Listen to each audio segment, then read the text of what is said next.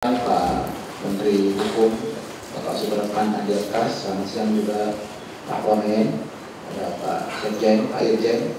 Bersama kita juga sekarang hadir seluruh pimpinan media, seluruh dirjen dan kepala badan ada bersama kita untuk mengikuti konferensi pers capaian kinerja Kementerian Hukum triwulan 2 2025.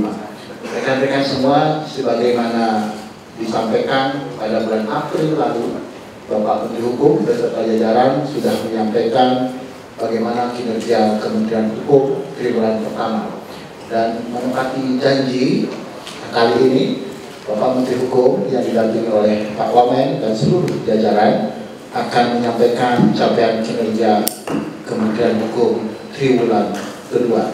Selanjutnya untuk mempersingkat, silakan Bapak Menteri Hukum untuk segera menyampaikan capaian kinerja. Demikian, terima kasih Bapak. Silakan. Baik, terima kasih. Saya hormati Pak Wamen dan seluruh pimpinan tinggi media di Kementerian Hukum, dan terutama teman-teman media yang hadir pada siang hari ini. Terima kasih ya sudah berkenan hadir dalam rangka untuk kita acaranya kebetulan karena ada rapat koordinasi dalam rangka untuk melakukan evaluasi terhadap capaian Kementerian Hukum di semester pertama. Karena itu saya gunakan kesempatan ini bersama-sama dengan seluruh jajaran pejabat eselon 1 di unit kerja pusat untuk menyampaikan laporan kinerja triwulan kedua. Namun demikian teman-teman semua, saya ingin menyampaikan begini. Jadi secara keseluruhan akan saya sampaikan capaian kita di semester 1. Jadi nanti di bulan Desember nanti akan capaian di semester 2. Ya. Ini karena ini bentuk pertanggungjawaban ke publik. Jadi teman-teman nanti bisa menilainya. Ya. Baik, teman-teman semua, saya ingin sebagaimana kita ketahui di Kementerian Hukum itu ada 3 direktorat jenderal, ada sekretariat jenderal, kemudian ada 3 badan dan 1 inspektorat jenderal.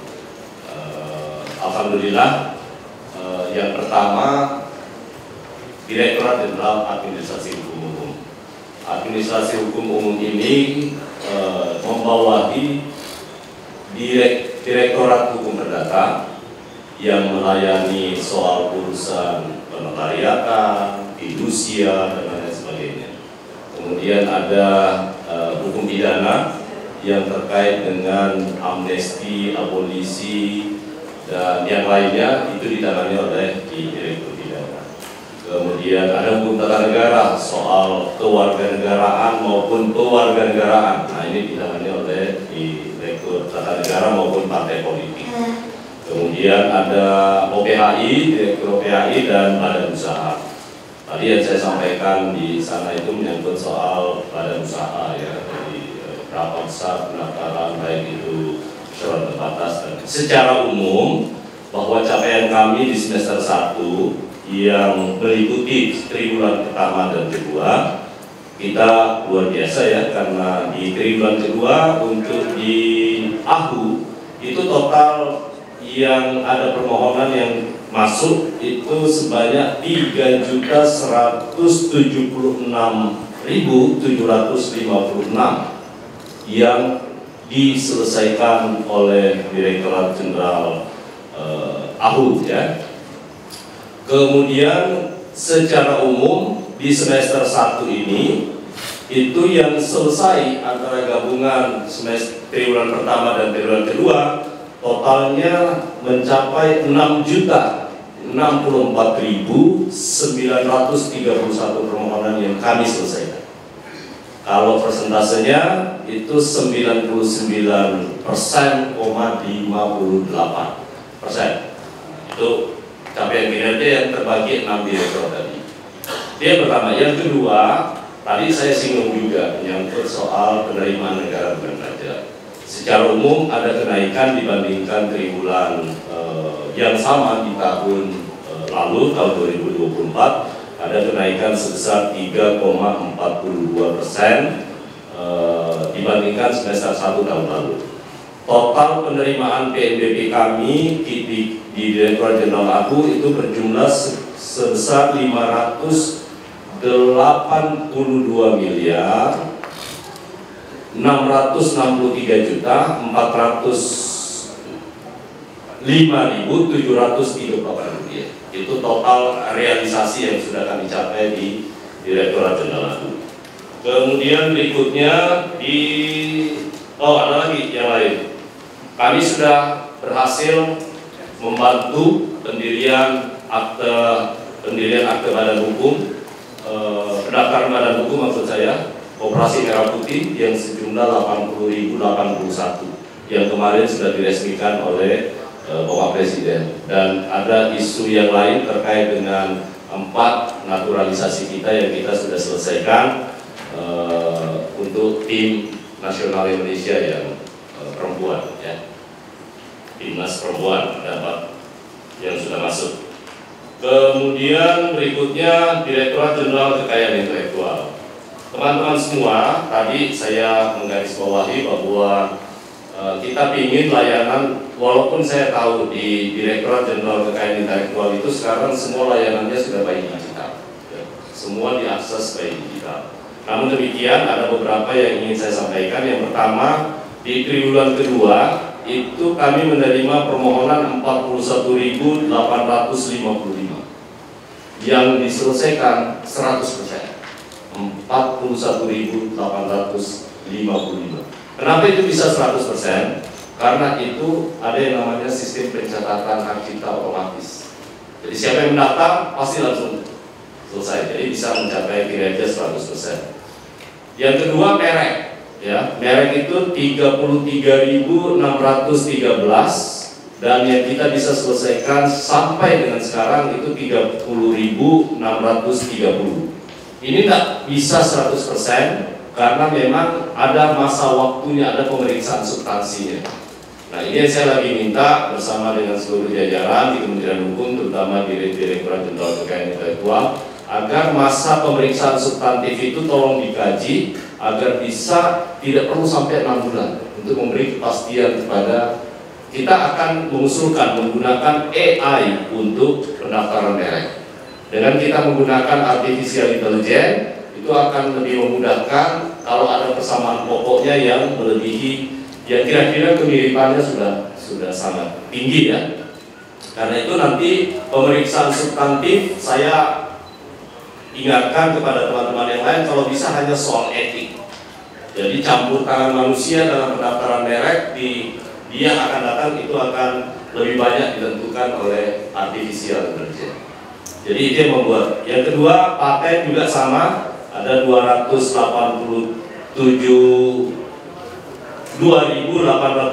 permohonan yang mampu kami selesaikan sampai dengan sekarang 2.336.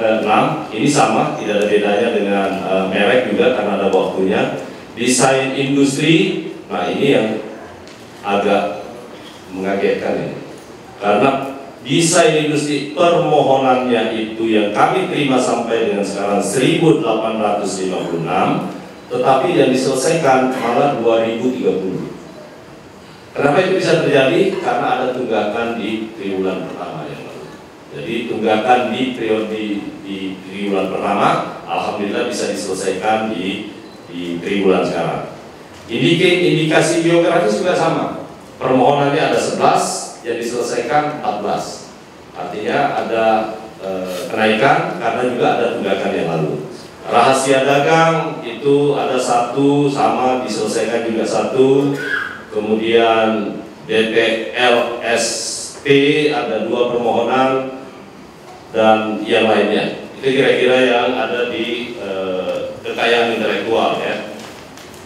Dan khusus untuk realisasi penerimaan kita di PNBP kita di DJKI, tadi saya sudah sampaikan bahwa ada kenaikan dibandingkan dengan triwulan kedua tahun 2024 itu sebesar 11,24%, atau realisasi PNBP kita di semester 1 tahun 2025 ada kenaikan 5,7% dibandingkan semester 1 tahun lalu. Sekarang total penerimaan kita yang sudah diterima oleh negara yakni 455.796.7.623 rupiah. Ya, dibandingkan dengan periode tahun 2024 yang 431 miliar sekian. Kita berharap, saya tadi sudah meminta kepada teman-teman Ses Dirjen maupun Pak Dirjen masing-masing, terutama AHU dan KI, untuk melakukan improvisasi dan akselerasi dalam rangka untuk peningkatan penerimaan PNBP di tahun 2026 ataupun mengejar penerimaan kita di semester 2 yang akan kita laporkan kepada publik di bulan Desember yang akan datang. Kemudian berikutnya yang mengembirakan juga sama seperti yang saya sampaikan yang lalu, bahwa semua pendaftaran baik itu merek, paten maupun desain industri yang didaftarkan di Indonesia oleh negara-negara sahabat, kita tetap yang tertinggi ya. Di paten kita tinggi, di merek kita tinggi, di paten juga sama, di desain industri juga sama ya. Jadi kita nomor 1 tetap, artinya apa yang dicapai oleh teman-teman di sini dalam rangka untuk pendaftaran merek di Indonesia, merek, paten maupun desain industri di Indonesia itu masih didominasi oleh kita, artinya masih luar biasa bagus. Kemudian untuk Direktorat Jenderal Peraturan Perundang-undangan, teman-teman tahu, saya tidak perlu jelaskan yang terlalu panjang. Ada berapa RUU yang saat ini dibahas, ada berapa surpres yang kami terima dari Presiden. Teman-teman boleh melihat di program legislasi nasional. Itu akan kelihatan undang-undang apa yang diampu oleh Kementerian Hukum, kemudian RPP apa. Tadi saya sudah sampaikan bahwa untuk rancangan ataupun harmonisasi tolong ditampilkan harmonisasi. Totalnya yang kita sudah harmonisasi, tolong ditampilkan, permohonan 3.623. Kemudian yang selesai 3.422, persentasenya 94. Secara total sampai dengan semester 1 tahun 2025, total peraturan perundang-undangan yang selesai diharmonisasi oleh Direktorat Jenderal Direktorat Jenderal Peraturan Perundang-undangan itu sebanyak 5.622 produk undang-undang dan turunan perundang-undangan maksud saya ya. Jadi apakah itu undang-undang, PP sampai kepada peraturan daerah, Perpres dan lain sebagainya. Itu totalnya 5.000. Makanya tadi saya sampaikan bahwa yang paling berat kerjanya ini teman-teman di Direktorat Jenderal PP. Ada nanti bahannya ada yang di dalam Polkam berapa, di kesejahteraan rakyat berapa, Raperda berapa, bidang perekonomian nanti akan kita bagikan teman-teman semua. Kemudian berikutnya adalah Badan Pembinaan Hukum Nasional. BPHN, teman-teman sekalian, seperti yang saya sampaikan tadi, saya memberi apresiasi juga kepada teman-teman BPHN bahwa sekarang seluruh ada kurang lebih sekitar 1.223 kepala. Mungkin kita sudah memiliki 777 organisasi bantuan hukum. Ya, organisasi bantuan hukum yang dibantu oleh Kementerian Hukum, LBH bagi orang-orang yang tidak mampu. Kita sekarang sudah memiliki lebih dari 10.000 pos bantuan hukum, baik yang diinisiasi oleh Kementerian Hukum maupun bekerja sama dengan organisasi sosial kemasyarakatan seperti Muslimat Nahdlatul Ulama, ataupun berkolaborasi dengan pemerintah daerah seperti yang kemarin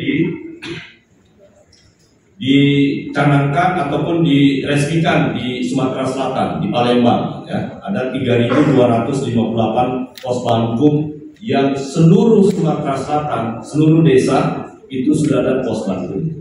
Sehingga kenapa ini penting saya sampaikan kepada teman-teman dan kepada seluruh rakyat Indonesia, karena ini adalah program prioritas, salah satunya adalah program prioritas Bapak Presiden, di mana seluruhnya bagi masyarakat harus mempunyai kesempatan terhadap akses keadilan.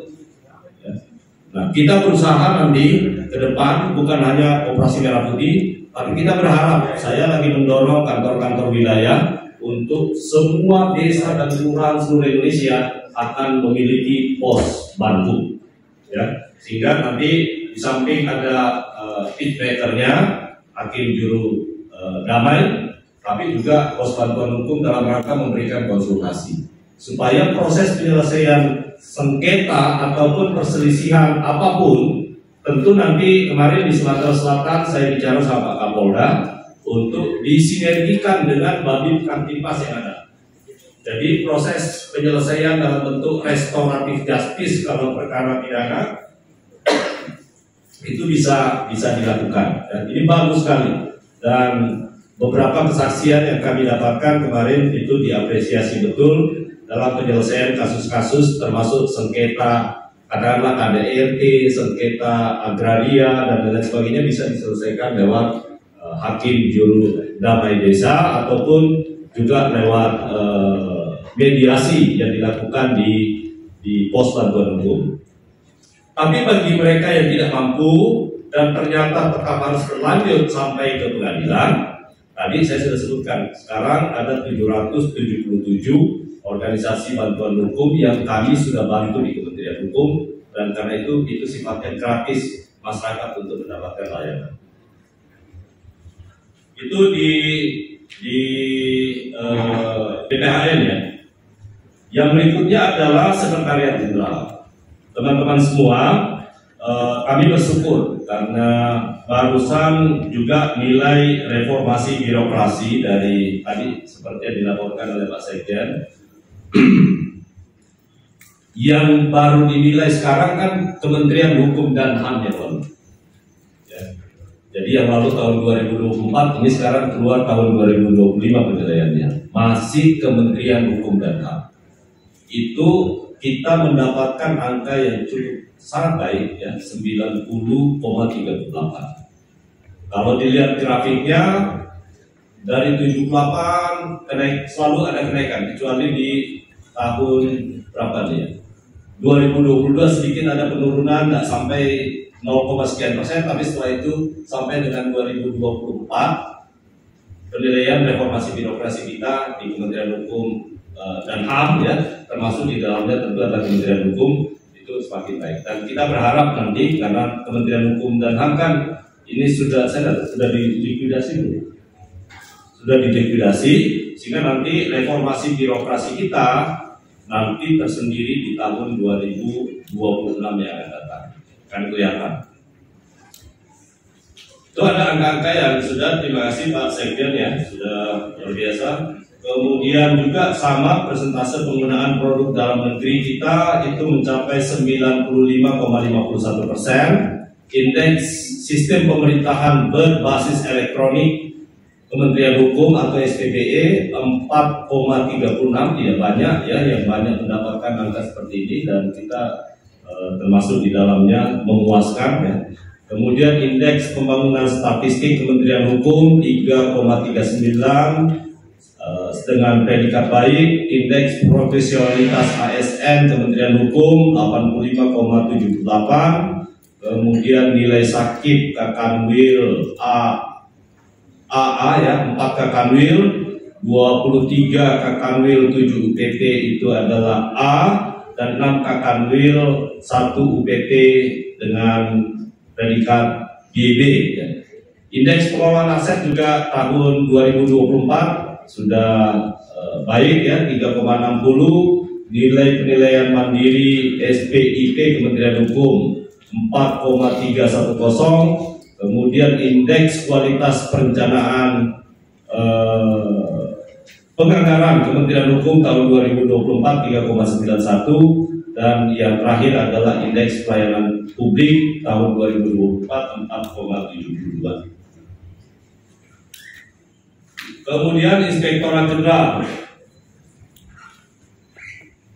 Adapun monitoring dan temuan APIP totalnya ada 321 temuan dengan senilai 1.366.945.705 rupiah. Dari 321 temuan ini sudah ditindaklanjuti sebanyak 131 temuan dengan nilai 994.781 rupiah. Kemudian pengelolaan pengaduan juga saya bisa teman-teman nanti akan kita bagikan ya.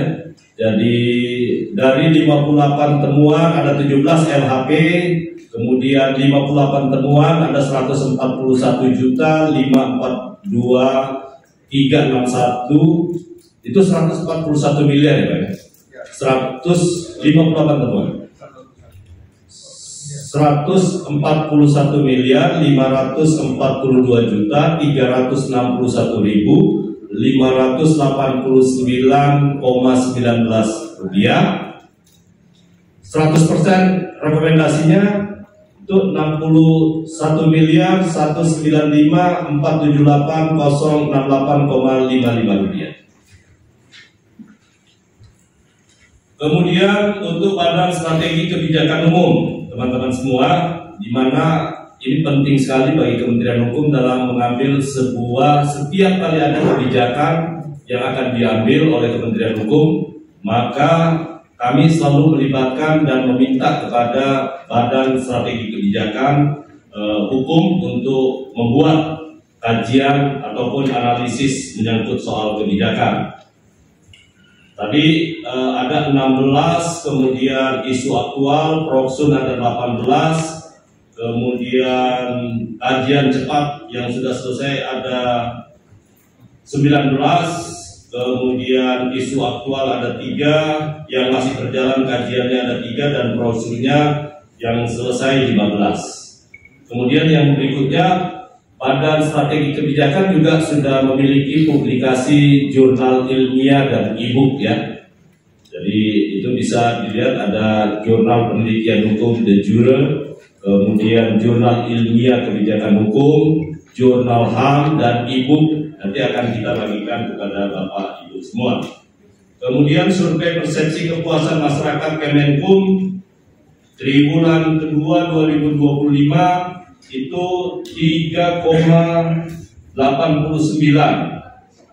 per 9 atau 97,18. Ini berarti bintang 4,5 ya Pak Andris ya. Bintang 4,5. Hampir bintang 5. Sedikit lagi jadi terlalu besar. Sangat baik, sangat baik. Kemudian survei persepsi anti korupsi Kemenkum sama, juga sangat baik. Di tahun 2025. Di BPSDM, Badan Pengembangan Sumber Daya Manusia, untuk pengembangan kompetensi, saya tidak perlu sebutkan angkanya, tapi yang paling penting saya laporkan kepada teman-teman semua, karena ini adalah dukungan bersama-sama dengan Sekretariat Jenderal dalam rangka mempersiapkan kesiapan sumber daya manusia kita, ya, dalam yang memenuhi kompetensi yang dibutuhkan. Maka Kementerian Hukum insya Allah dalam waktu dekat akan memiliki program studi baru, yakni hukum terapan, ya, yang terdiri dari 4 program studi. Yang pertama ada prodi untuk kekayaan intelektual, AHU, perancang, dan juga satu lagi apa? Pembangunan hukum. Ya, mudah-mudahan tahun ini sekolah kedinasan, jadi prodi baru yang akan kita buka. Dan memang dibutuhkan karena akibat transformasi di Kementerian Hukum dan HAM, sehingga kami memerlukan prodi yang baru, dan alhamdulillah sudah ada 2 prodi yang sudah disetujui oleh Kemendikti, dan tahun ini mudah-mudahan sudah bisa menerima mahasiswa baru. Ya, terima kasih Bu Kabar.